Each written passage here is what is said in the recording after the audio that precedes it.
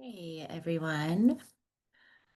Welcome to step 9 of our year-long series. I can't believe that we've been doing this now for 9 months. That's pretty crazy. Um, I'm jealous. I wish I were eating dinner right now. I overscheduled myself today. And so I'm gonna encourage y'all, if you've done the same this week, to take a minute to just kind of reset for a sec.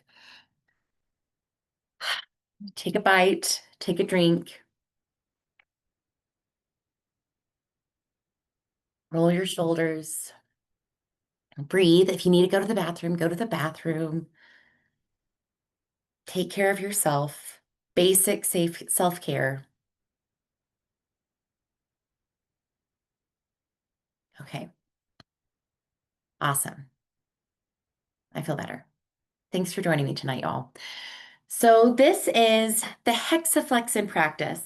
And this is actually one of my favorite things. This is, I think, what ended up selling me on the science of ACT, which was what it actually looks like whenever the shit hits the fan. So when a challenge actually happens and we're supposed to assent or we're expecting our learners to assent and we don't know what to do, this is it. We all struggle with this, right? Because it's critical thinking skills and it's also calling our coping skills into action. And that is really, really difficult to do. But this made sense to me because it wasn't just a one size fits all. And it wasn't one of those programs that you would see often, which was first take a deep breath, then you can have access to whatever it is that you were looking for. This was more of a fluid, contextually appropriate approach to response strategies. So without further ado, we're going to get into it. Today, our learning objectives are to look at what this is. Really, the Hexaflex is essentially just a visual representation of 6 different problem-solving strategies, or 6 different problem-solving categories or processes. And we're going to review the research because that's what we do. What does the research say about this perspective of ACT and the Hexaflex, or some people call it the matrix? So we're going to look at it from that lens as well. And then we're going to look at what are these 6 core processes and then review what these look like as a permanent product record and then create one for yourself because that's what we like to do in this year-long series, which is create things for ourselves that are going to be helpful for ourselves. Okay, caveat. This is my clinical opinion only. This is nothing that is listed anywhere other than what you are reading right now. I believe that ACT gives us these things. I'm not the only one who believes this. The World Health Organization also believes this. In fact, in 2020, they released a study that was in response to stress. This is what you should do. Practice psychological flexibility. They don't talk about it in a matrix form, which is why I didn't include that study here.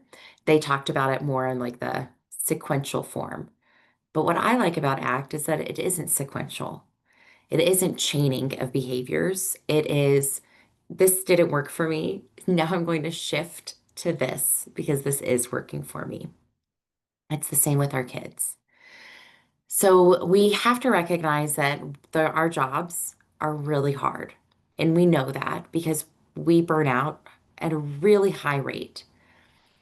We are sometimes the first line of defense for many caregivers to unleash whatever it is that they might have been holding in all day or all week or all weekend.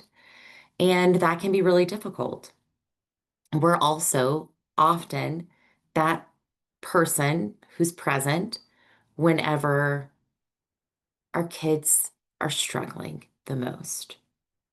And that can immediately send us into our own natural histories and historical behaviors of reactivity.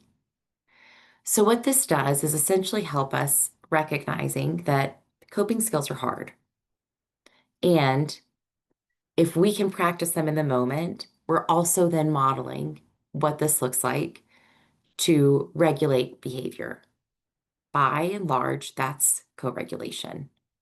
When you are engaging in a behavior at a level that you can expect somebody else to imitate and it's regulating, that's co-regulation. So I love that. I do find that it to be that flexible way to respond as opposed to the rigid repeating of the demand because that doesn't work. And we know that. We know that that is simply just a power struggle, and that often we put ourselves in these situations of being in an extinction burst whenever all we really needed to do was respond with a little bit more flexibility, not shying away from the challenge. We talked about that last month in our step 8, which is we can't shy away from the challenge. We do actually have to go through it, but it doesn't mean that we have to take a battering ram to it. We can still find an easy way to approach those challenges or an easier way. Cool. So we've got problems. That's the context. So when the challenges arise, name it. Name what the problem is.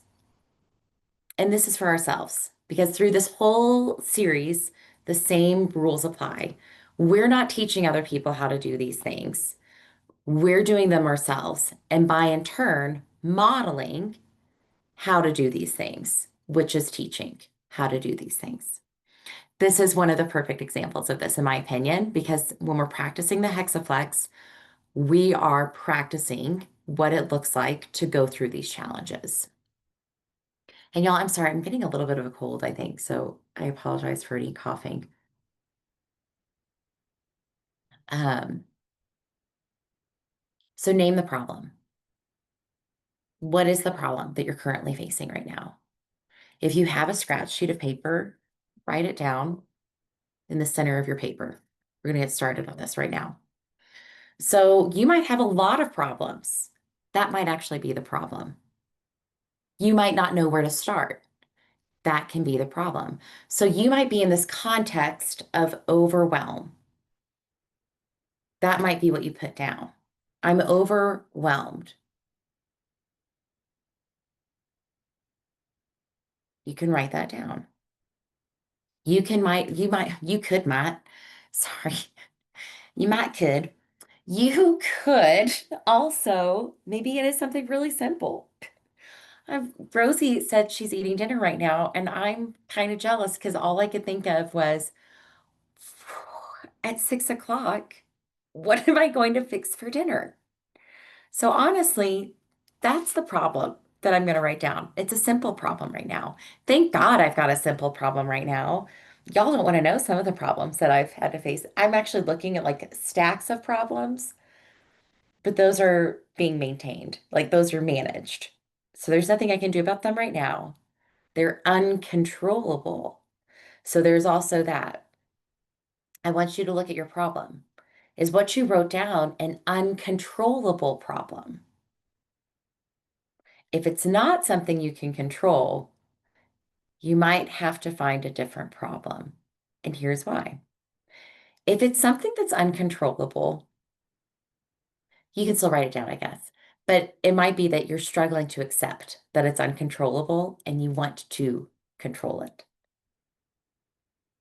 You might want to do something about this that you can't do anything about. Some of the things that I used to get really stressed out about and let myself get so worked up about and affect me to the point of maladaptive behaviors were the things that were on a timeline that wasn't my own. I can't control when businesses close. I can't control that it's after 5 and a lot of things are done. If I allow myself to dwell on this, then I'm engaging in what we call in an ACT perspective, I'm hooked, right? I'm stuck in cognitive fusion. That is usually a state of reactivity or paralysis. In other words, you're not being productive.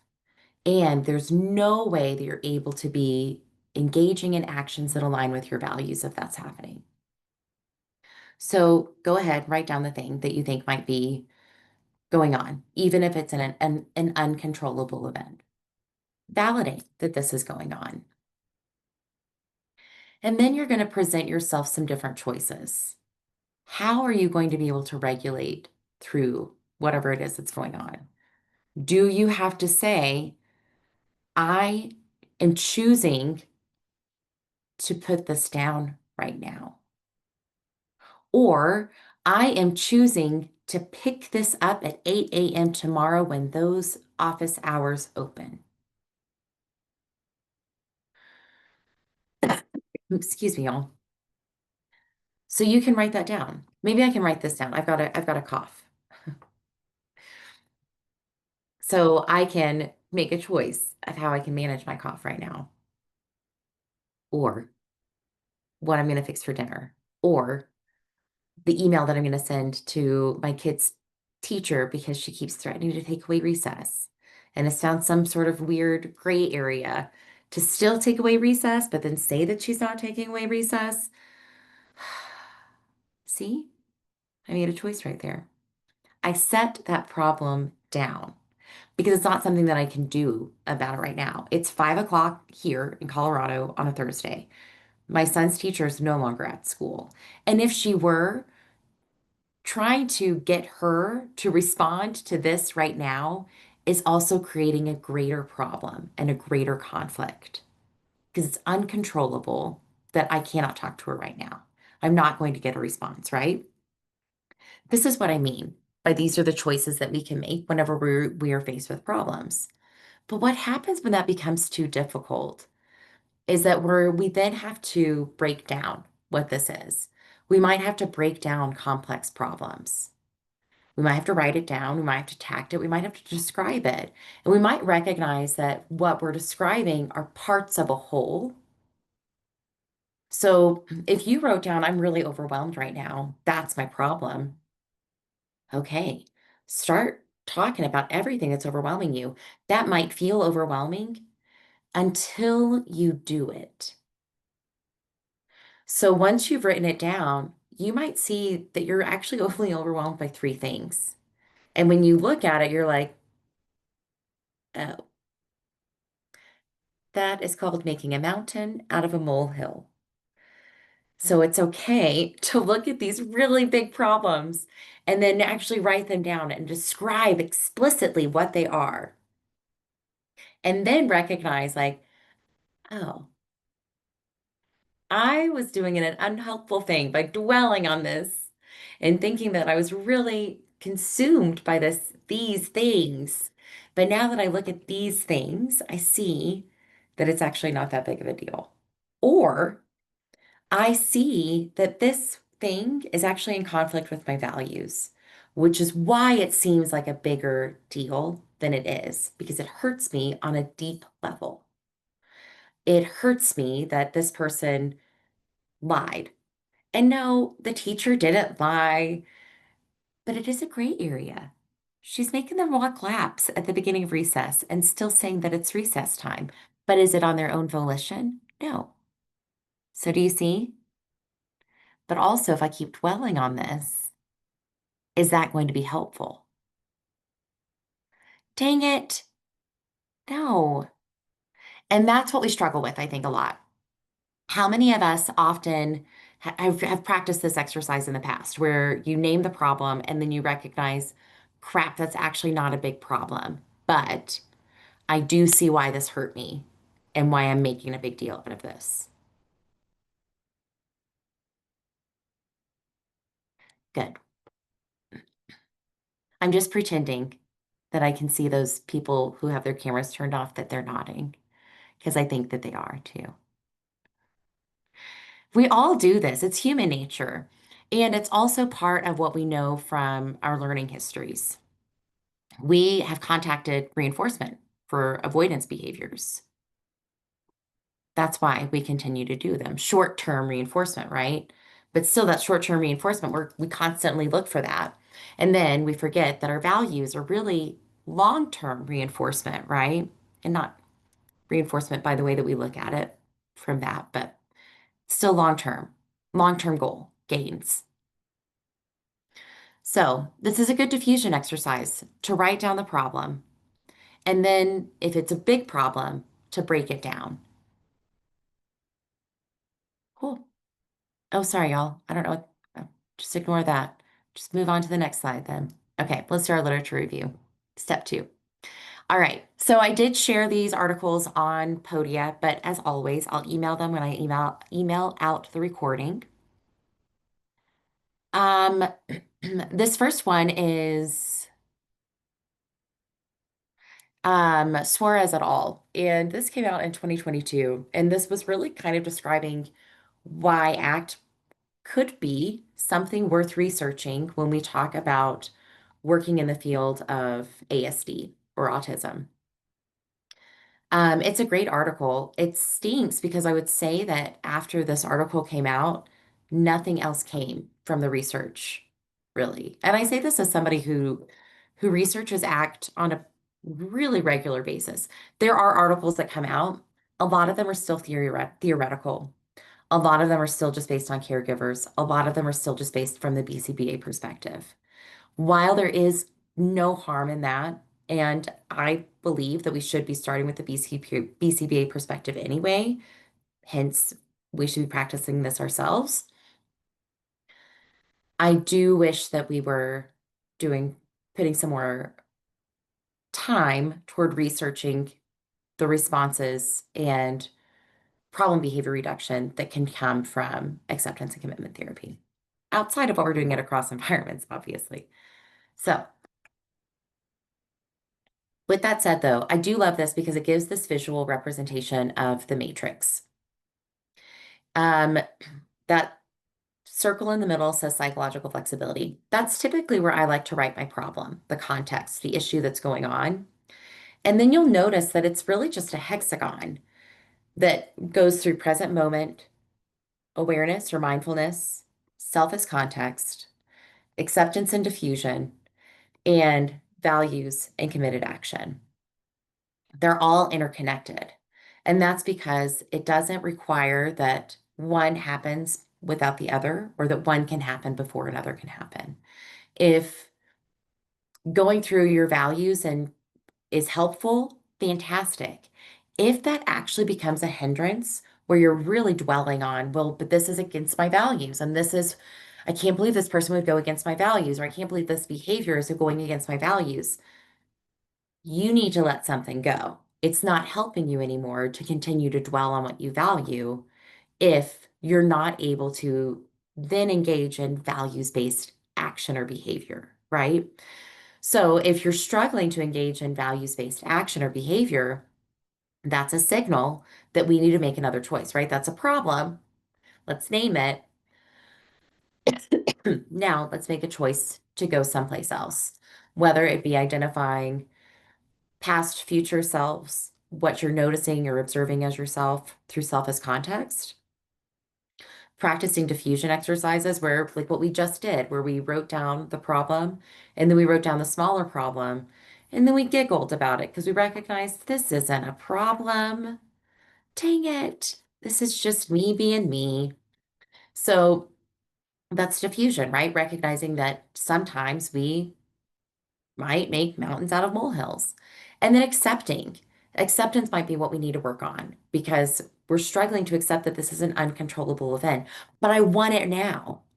But I just want to fix this. If I could just fix this, I'll be able to sleep tonight. If I could just do this one thing, I'll be able to sleep tonight. No, girlfriend, that is no. That is a false narrative in your brain. Even if you were to say the end, submit, it still would not be the closure that you're looking for to sleep. There's something else going on from a regulation standpoint, right? So again, we're struggling to accept some things that might be going on in our lives. And we often like to say, if I just do this, then everything will be fine. And I will then be able to accept some things. We have to accept it now. That's the part that we're forgetting. Okay. Thanks again for bearing with me during my coughing attacks. Okay. This is another visual representation of the matrix, except that they don't call it the matrix in this example. This is called choice point. I love choice point. We've been talking about choices for the past 19 minutes. Um, we have a problem. Now we have to make a choice. Where are we going to go? Am I going to choose avoidance? Am I going to choose the quick reinforcement? Or am I going to look, keep my eye on the prize and keep my eye there and recognize that I am in a challenging situation right now as it currently stands, but eventually I'm going to be through this challenge. I just have to make it through it. Values driven, baby, right? This visual is from Acceptance and Commitment Therapy Inside Behavior Analysis. It's a Tarbox and Sabo article. Also a really great one. And this is also from a Tarbox et al. Article. This is talking about the essential components of ACT. So when we talk about the hexaflex, the 6 core processes, which we're going to get into more in depth in a second, we want to talk about, oh no, I'm sorry, this is Hayes et al., my bad. We want to talk about that we have these rule governed behaviors. We have these rule governed ideas that come up. We have to disrupt that rule. Most of us are disruptors. Yeah, totally. Y'all are disruptors because you are already challenging what it is on an every single day basis within the world of ABA, right? When you walk in to your sessions, you're already in a little bit of a conflict with what traditional ABA says, right? I've talked with many of you, so I know that many of you struggle with, but my agency says that we have to do it this way. Or, right, but my boss doesn't understand ACT. Or, we don't do SBT in our clinic. And I'm just like, that's fine. Everything is fine. For the past 10 years, I thought that we were making a difference. Turns out we are just on a treadmill, but that's fine. It's fine. I'm going to accept that, right? I'm going to accept the fact that I'm still presenting on acceptance and commitment therapy because a lot of people haven't really heard about it yet, or they're still afraid to practice it because they still have this mindset of it's mentalistic. But we know as good behavior analysts that problem solving and choice making are 2 evidence-based behavior analytic strategies. When I look at choice point, that's a choice making procedure. That's behavior analysis, right? So I'm choosing to disrupt what choice making can look like. Do you want to use the blue pencil or the green pen?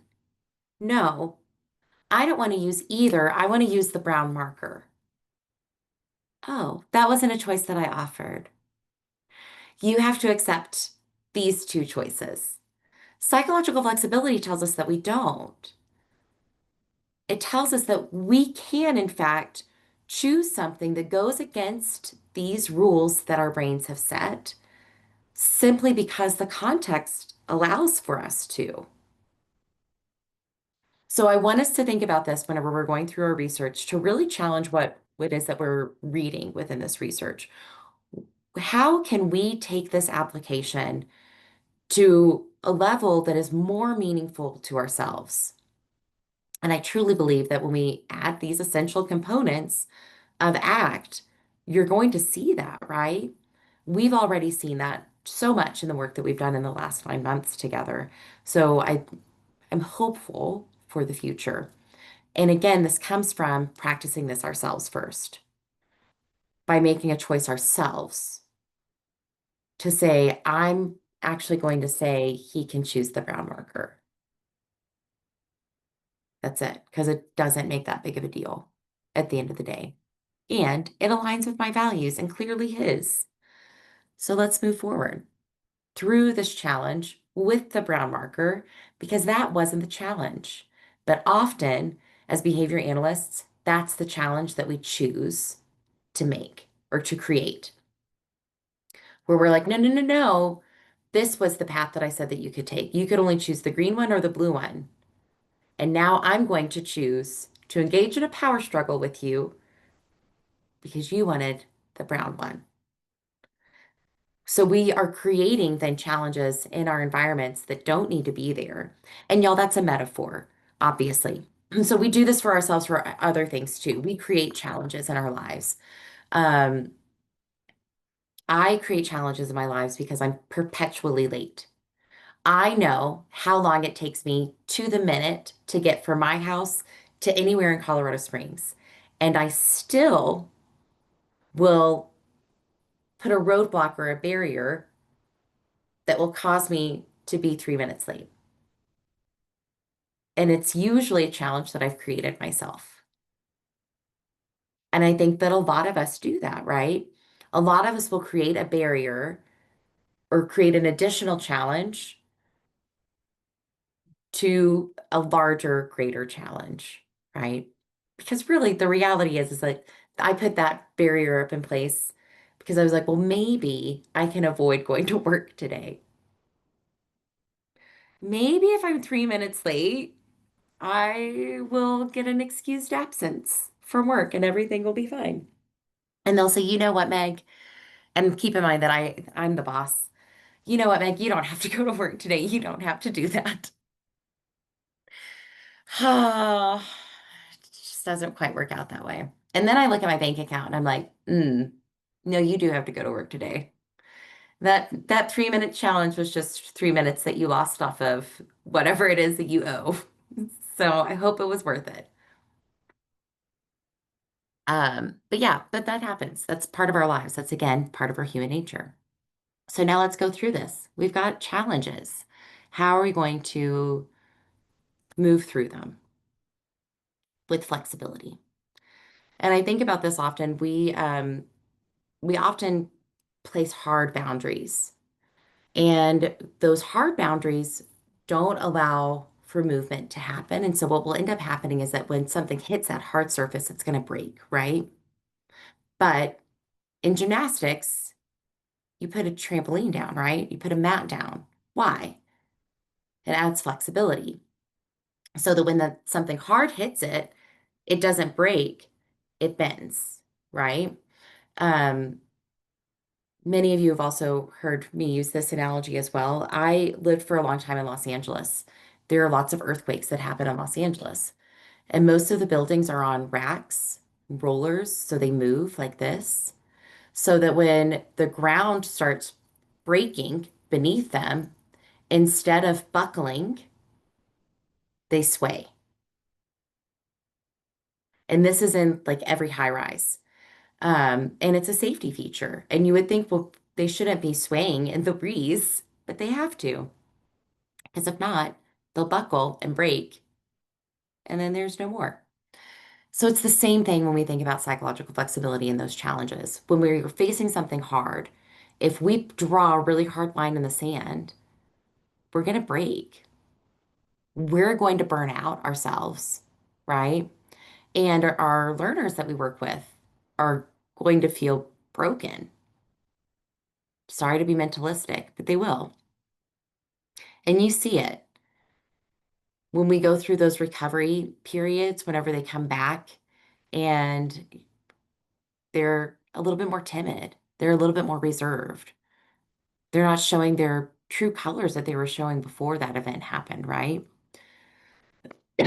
You broke them. So, how are you going to not do that in the future? Well, again, part of that is knowing what you value.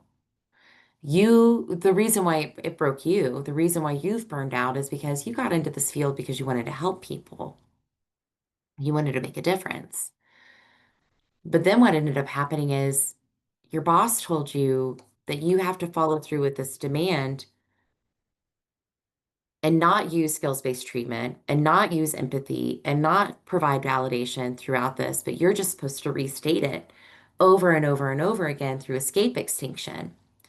And that goes against your value of helping because you can see that it's not helping. And then when you leave, You're trying to convince yourself that you helped because eventually they complied. And you've been told, well, once you've taught them to comply, they're always going to comply. And that's the most BS I've ever heard in my entire life. Kids just don't do that. We don't do that. We don't just keep on complying. We contact reinforcement. Thanks, Rosie. So, let's say here you are. You're in a challenging situation. And I will say this is the challenging situation that happens quite often in our agency. There are two things that happen. We're going to do the BCBA perspective first, and then we're going to do what happens with the learner. Here is a challenging situation that comes up. I am overwhelmed because there are so many treatment plans that I need to write at the same time and submit at the same time and return for feedback at the same time and submit to insurance at the same time. Is that true? My staff doesn't have to raise their hand because I know. I know that it's true. That's a challenge. And here's the other thing. There can be a conflict with my values because of it, because I might find that this is pulling me from one of the other areas that I value. So I value helping people, but if I'm doing this, it might be pulling me from spending time, quality time with my family. And then I might be like, no. And then I just want to avoid writing treatment plans, reviewing treatment plans, and submitting treatment plans because I just want to spend time with my family or at a pumpkin patch or on a hike or on the lake or with my dog or taking a nap or binge TV, whatever it might be, right? But if I look at choice point, I can see that if I were to choose that avoidance pattern, and let's be real too, analyze, are you truly spending time with your family or are you just avoiding writing the treatment plans? Because I'll be honest, I more than likely would still not be spending time with my family. That's quality. I might be doom scrolling, but in the presence of my family. But I'm also still avoiding my treatment plans. And you know what else? I'm really mad at those treatment plans because they're still right here and I'm just thinking about them nonstop. And I'm mad because I can't believe that I have so many to do. So I have a choice that I can make. I have a problem. So the choice that I can make is I can continue to dwell on this and I can continue to avoid, or I can make a plan and say, you know what? 5 treatment plans in 3 weeks is too much for me to do. So I'm going to ask for help and I'm going to say, hey, clinical director, I know that historically in my past, asking for help has been punished, or at least I assume that it has been. So this is really scary for me. And so I've got another problem, and I'm going to go through this challenge because I know that at the end of the day, my clinical director values me working here and doing what I do. So I'm going to be really honest, and I'm going to say, I need help. I've got these two under control. Can you please get the graphs done in this one or help me write this one? Or I'm really struggling to come up with new goals for this one. Your boss can say no, and you have to accept that. You can ask for help, and you still not contact reinforcement for asking for help. That's another problem. Crap, man, these problems just keep coming up. And that's because it's life. But here's what you can do. You can make another choice. So I can then choose to say, okay, well, that wasn't very helpful. I'm still overwhelmed. So how am I going to tackle this? Because I'm still at conflict with my values. And here's the issue that a lot of us end up coming into. We then end up going into like this kind of like catastrophizing scenario or idea, which is, well, then clearly this workplace doesn't support me and I need to find another job. And so then you start focusing on that problem instead, which is finding another job, only to then find yourself in this exact same situation 6 months from now. But anyway, so then you're here, you're still in this problem of like, well, now I don't feel valued at my work. There's another problem. So we start to then catastrophize in our brains and we start making these worse. So the reality is, if I were to, do you see how like this all just like snowballed into like one big problem, a bigger problem, mostly because of avoidance and just being pissed off?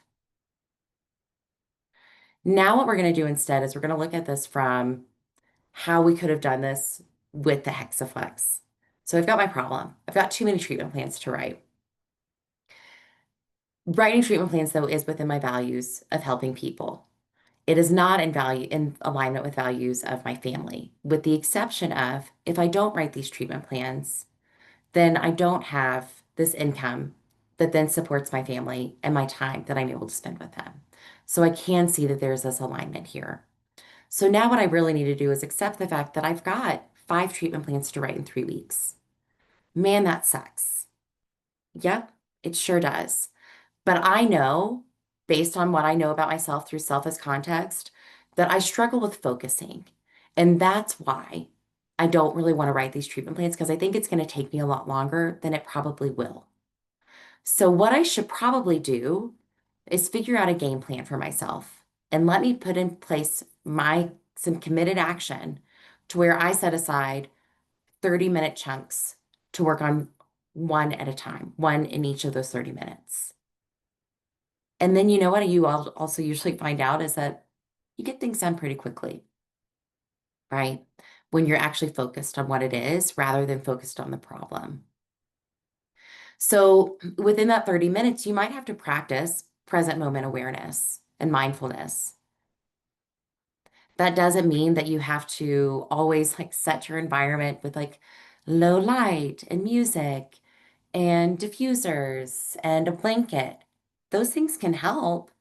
But sometimes those can also add to our avoidance of, oh man, well, I don't have my rose quartz crystal, so guess I can't get started. And that's just avoidance, right? Also, your rose quartz is not going to help you write your treatment plans. You should probably use something a little bit more powerful than that, or like citrine. Just kidding. Um, so you, we can do that, right? Like we can add to this avoidance, but then we can also make the choice to do the opposite. And so that for me is why Hexaflex is a great visual representation of how to get through something really quickly. So I'm going to write down, I've got 5 treatment plans in 3 weeks. Now I'm going to write down my values of family, helping. Now I'm going to write down that I'm struggling to accept the fact that I have this many to write in this short amount of time and that I'm not getting help because I've already asked for it and they said, I'm sorry, I'm also overwhelmed right now, so I can't help you. And you're like, oh, okay, no problem. No problem. I'm just going to practice a little diffusion because my brain is telling me that I'm not capable of doing this. And so instead, what I might do is practice some really nice breaths, but I also might tell myself, you're not helping me right now, brain. You're actually getting me stuck when I need to be moving forward. So, what I'm going to do is I'm going to tell myself through myself as context exercises what I'm observing. And I'm observing that I have some tension in my shoulders. Well, I probably have some tension in my shoulders because I don't want to do this. That happens, right? I'm also observing that I'm overwhelmed and irritated, right? And that feels like what in my body? I'm going to write that down. And y'all, the practice of doing these things,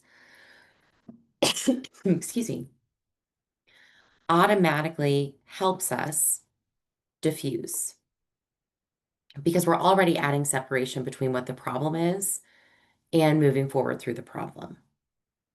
So that eventually what we're able to do is just go through this challenge.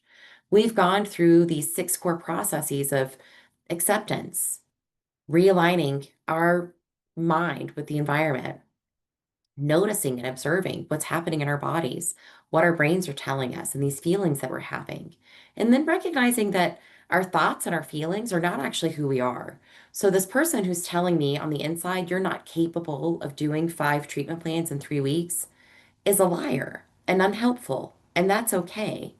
Because now, when I take action and I've sat down for 30 minutes and I'm looking at this one treatment plan, I see that all I really have to do is update the graphs and write 2 new goals. That's actually not that big of a deal, is it? No. But we like to make it seem like it's a really big deal. We like to say, I'm writing all of these treatment plans as though we're writing them from scratch. But the reality is that most of us have a treatment plan that we wrote 6 months ago, and now we're just revising a few spots in this new treatment plan, right? But we catastrophized it. We made this huge problem out of something that really wasn't that big of a problem. But as soon as we named it and we looked at it and we broke down the problem and we actually saw, I'm not writing 5 treatment plans. I'm not even writing a whole one from scratch. I'm updating 5 treatment plans. And if I can just focus on one learner at a time, I'm going to get through this pretty quickly. Cool. Um, Now let's look at this from a kid perspective. One of the number one challenges that we face in our center is our kids are having too much fun. Dang it. And they don't want to go to the bathroom, right? This happens at homes, happens everywhere, which is how do I, sorry, how do I get this kid to assent to going to the bathroom? I personally love skills-based treatment and time delays because I think they're fantastic. You're honoring and teaching functional communication, tolerance responding, and transitioning. But what happens when it's been 10 minutes and you've gone through the full cycle of not this time, okay, all right, let's go. And he's just looking at you like, still not going to the bathroom. And you can tell right now, oh crap, I've got a choice that I can make. And it is, I can say, "You're going to the bathroom," or I can avoid it and be like, all right, dude, you don't have to go to the bathroom and then deal with the consequences of an accident. Or you can go through the hexaflex. My choice is usually going through the hexaflex. So I'm going to name the problem. I'm going to say, yeah, we're having a lot of fun. You don't want to leave the fun that we're having. That's a problem. But a bigger problem is I don't want you to have an accident. So how are we going to work through this challenge together? I know that you're really valuing having fun with me right now. And I actually wouldn't say something like that, but I would say like, I know that you really are, we're having a great time. We've been playing this game and doing Legos together for 30 minutes. Excuse me. This is great. I love playing with you. But acceptance, right? I also know that we haven't been to the bathroom in about 2 hours. And I don't know about you, but my bladder can't hold that long because we've also finished all of our water. So see if they kind of recognize that challenge first. Sometimes that's enough to shift the behavior toward assent. Sometimes it isn't. So you have to keep going, right? And this is part of it because you're regulating yourself. You're here, you're regulated, you're now co-regulating, you're modeling. And so in your mind, panic is starting to go off of, oh my God, I have to get this kid to go to the bathroom.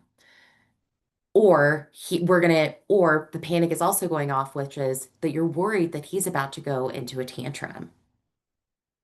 So you're trying to prevent this tantrum from happening while also trying to ensure that you're not going to have an accident to clean up later and stay on your schedule because you know, you're on a toileting schedule. That's what it is. So how are you going to realign your thoughts with the environment. 5, 4, 3, 2, 1. I can see a blue pencil, a red piece of paper, and a pink water bottle. What's something that you can see? Ooh, cool. Ooh, and then you might hear something that's closer to the bathroom. I hear a fan going off, and I also hear the water running. He might not hear that, right? Because suddenly he's like, I see what you're doing here. So the shift didn't happen. So now I'm going to have to go someplace else. Because again, I'm trying to prevent this tantrum from happening, but I'm also trying to gain assent. So you might then bring into how many times have you actually gone to the bathroom and not had any accidents this week? Oh my gosh, self as context, right? Bringing in this observer. You haven't had any accidents this week. Let's stay on that same trend, right? Keeping that observer in. So you've got the self as context working for you. Let's say that didn't work though. You might have to go through all of these things again, and that's okay. And some of this might still look like avoidance because you know what? It is. And that's okay. Do you see, though, how this type of avoidance is still in alignment with getting us towards assent versus avoidance and allowing the escape? It's really just a time delay procedure, right? Thanks, Rosie. So we recognize that like this kid's not ready to assent to this yet. And rather than forcing the demand, I'm going to go through this song and dance for a little bit to get us there. Because I also recognize that at the end of the day, all of these alarms that are going off in my brain are not very helpful. And also, it's not life or death. He does still have to go to the bathroom. I am still going to hold that demand in place. I am still going to use differential reinforcement by not allowing him to play with the Legos that we were having so much fun with a second ago. Instead, we're going to go through this co-regulation exercise to gain assent, to say, I'm here with you through this challenge because it's also challenging for me. Cool. Any questions about that?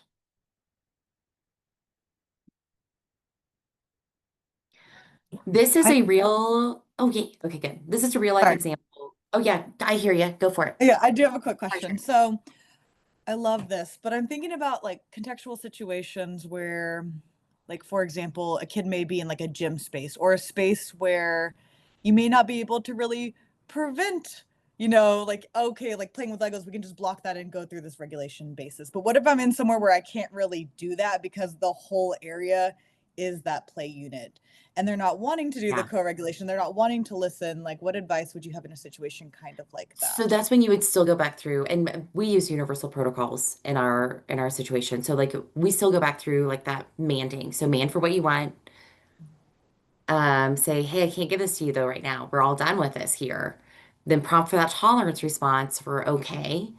Um, and sometimes it's just you saying okay, and then it's we're gonna go now, and we can come back here. And then I always love a good timer, like how quickly can we come back to this space? Okay, that makes sense. Because you recognize, like, I know that you want to get back to this reinforcer more than anything in the world because I'm struggling to pull you away from it, right? So it's either how quickly can we get this thing done so that we can come right back to here, or if it's something that like is more duration based, like, well, we actually have to like walk to class and go there. You can say, like, once we walk to class, let's stay there for, do you want to stay for 2 minutes or 3 minutes before we come back to the gym? Cool. And school settings are much harder. I'm going to be real, because there is that time component. and you have so many peers. Um, but I do find that often you don't have to talk through all of these things. So like you don't have to say too much to get through a lot of this stuff. And some of this can take like 30 seconds as opposed to a couple of minutes. So like even if it's something like diffusion, like it might be something really quick, like, oh man, we should run then really fast to go to the bathroom so that we get through this challenge even more quickly. Can you run with me? Right? That's a diffusion strategy that also is going to increase the likelihood of ascent happening because you're recognizing there's a challenge, but we're also not going to let this challenge then be an interference, essentially. Yeah. Perfect. Thank you. Yeah, of course. Great question. Because you're right. And the school setting just, it's its own challenges for sure. I find the home also to be really challenging because of siblings, and parents, but mostly siblings. Um, so this is a real one that we did from a school setting. So this girl actually was sent to an alternative campus because when she couldn't get access to the teacher that she wanted, she would start yelling and hitting and kicking, put her head down, go into refusal. One time she pulled the chair out from underneath her para. And I asked her, I said, well, what was the problem? This is what she said the problem was. I wanted to give her a hug. And I was like, oh, okay. Well, you sure have a funny way of showing it. But also, she wasn't available and you couldn't give her a hug. And so that's why we went through one of these Hexaflex exercises with her. This was after the fact. So this Hexaflex I also like doing in recovery strategies. So like after an episode may have happened, because I wasn't there with this girl at school. She was straight up expelled. And so it was one of those things like, well, after the fact, let's see what we can do. So she went through the things that she valued. She values spending quality time with people. That's why she wanted this attention from this teacher, right? And some of these things, I took this just from her self-report. So not all of this is going to be accurate based on what she's capable of doing. So I said, well, what's a way that you can stay in the present moment and engaged? This is still a struggle for her. So she said that what she could do is touch her water bottle and to like get herself to recognize something wet versus something dry. This girl has never once done this. So just so you know, like we can often we'll write down these ideas of things that'll work, and that's fine. Accept that as a verbal report. Just don't then expect to prompt her to touch something that's wet or dry to get her to re-engage within the moment. Um, because again, like it wouldn't work. 5 4 3 2 1 does actually usually work for her if I can get her to talk about some things that she can see. Um, or some things that she can taste. She could take a break with a para. She can also take a break from whatever activity it was that she was doing in that class to do other classwork, like an art project or something like that. Again, she was fine with taking a break with her para, but it would often then lead to higher magnitude behaviors like elopement and sometimes aggression then in the hallway where then the resource officer was called. So again, I wrote down these diffusion strategies that she gave while also recognizing that sometimes these can become maladaptive for her. Um, then she was able to really accept the fact that this teacher has a lot of students and that she's not the only student. Um, and that she does have to wait and what that looks like. And then she was describing the things that she observed about herself and that she felt really mad at herself for hitting and yelling and pulling the chair out from her para. And so she said that her committed action was that she was going to listen to the lesson and keep her eyes on the teacher. So none of this worked for her, just so y'all are aware, with the exception of the values, spending time with people. And also, I would say self as context. So she very much is good at observing how she feels and what she's noticing about herself. It was still an important exercise for us to do and to write down, just as it will be for you. Because what you'll recognize through these permanent product records is that your behavior will also change and your verbal report will also change. So now with this kid, this was 2 years ago. She was expelled after this incident. She was not allowed back at that high school for the rest of that school year. So the committed action of listening to the lesson and keeping your eyes on the teacher was never ever going to be able to be accomplished. So what we did instead was we homeschooled her, we pulled her from school, and we went through all of these things with her on an everyday basis. So every single day, we start off her day with, what is it that you value? Number one, spending quality time with mom every single time. Great. Now, what are these choices that you're going to make sure that you're going to be able to spend quality time with mom? And she likes to start off like most kids do, which is saying something pretty generic, which is, I'm going to do my work. And we'll say, okay, well, what does that look like? And then she does fluency timings. And so she'll say, I'm going to do my fluency timings. I'm going to stay focused. I'm not going to yell out. I'm going to ask for help if I need help. Um, and for diffusion, what she does now is she just takes drinks of water. So that's like one of the biggest things for her is she's like, I really just need to drink water. And we're like, fantastic. That's an easy, simple solution. So she'll drink water whenever she starts to get overwhelmed. She asks for help.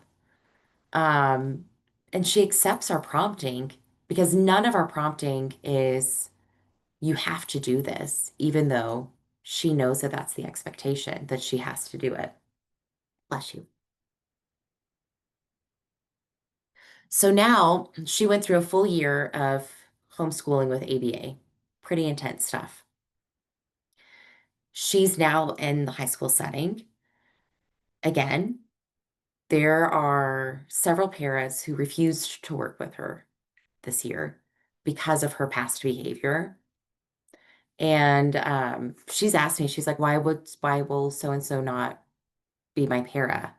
And I'm not going to tell her it's because she's afraid of you, but that's what it is. And so we just said, well, there's other paras wanted to work with you. But she's having a very successful year. And I recognize that we're only 6 weeks into the school year, but she's staying focused and she's listening to her teacher. She's asking for help. She's taking drinks of water. We're doing a full school shadow like method essentially. So like we're fading ourselves out to where we're not really who she's attending to. She's supposed to be attending to the teacher and the para. And so far she's doing really well. She hasn't had any outburst. She's had one mild case of refusal, and her para was able to prompt her through with self as context of, hey, you've done this before. And she pulled out her old assignment and she said, see, so you know what you're doing. And that was all she needed to get back on track. So sometimes self as context is reminders of, you've done this before. You can do this. Um, Again, though, I do love the Hexaflex. I find it to be very helpful. I will also say it's not an immediate solution. It's a long-term solution. It takes a long time. It takes you a lot of practice to do it yourself. And then also recognizing that, yes, accept what you've said, but then also analyze your behavior. And then the next time that you do this exercise, it should change. It should continue to develop as your challenges arise, but then also recognize that a diffusion strategy that worked for you under one challenge and context is not going to be the same one that's going to work for you for the next one. Okay, so this one was one that I did. I'm going to wrap up here. Um, Everything's driving me crazy. So I wrote down, what do I value? why the acceptance piece is usually what's driving me crazy. I can't control everything. Um, but I can set limits, right? I also recognized something when I was doing this. So I put a little asterisk by my committed actions, which was so I can practice regulation strategies. And then I was like, oh my God, I used to do this. And it was really helpful. And I would chart it. So I graphed my own timings of when I would practice regulation strategies, and it was incredibly helpful for me. So I put that in self as context, which was like, hey, you used to do this. You should probably bring it back into your life to help you not feel so overwhelmed all the time. So this is just like a real life example that I did last night during baseball practice.